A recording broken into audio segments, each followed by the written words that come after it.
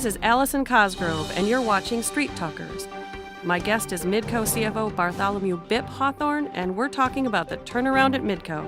It's recently pushed the stock to a 52-week high. Midco has doubled in the past 6 months and is outpacing its small-cap peers. Bip, welcome to Street Talkers, and tell us what's going on at Midco. Well, thanks for having me, Allison. Number one, we're definitely seeing some improvement in our core markets. And though we're keeping our fingers crossed on the economic recovery, we do see demand for our products on the upswing, and we do believe it's sustainable. As a result, we're forecasting double-digit earnings and revenue growth for our current fiscal year, and the Street has reacted to that news. Okay, besides improved demand, you've also made some investments in the business. Tell us about those. That's right. I'd have to say that many of our competitors pulled back on their internal investments during the recent downturn. We didn't.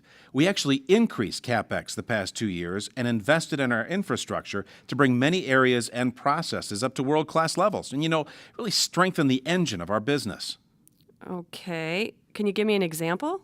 Well, for one, we installed a new enterprise financial system. We had this homegrown software that was simply running out of gas. When we did the analysis, keep it or junk it, we saw that what we had was actually costing us so much money and opportunity that we just had to take action. So that's what we did.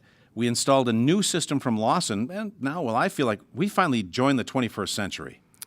I don't know. Financial software isn't very sexy, and I've heard those installations can be a challenge. Here's the way I look at it, Allison. You're at your house and everyone wants to go out and buy the big screen 3D TV to watch the game, right? Or Desperate House Gals. Absolutely, but that's exciting, right?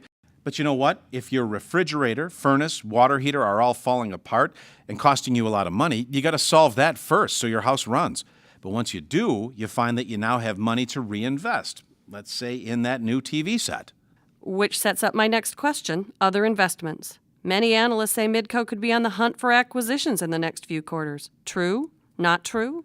Let's say we have an appetite. Frankly, there are some good prices out there right now, and if it makes sense for us, we may pull the trigger on a few things. So I'd say stay tuned. Okay, we will. Thanks for being here. Thanks, Allison. This is Allison Cosgrove, and you've been watching Street Talkers.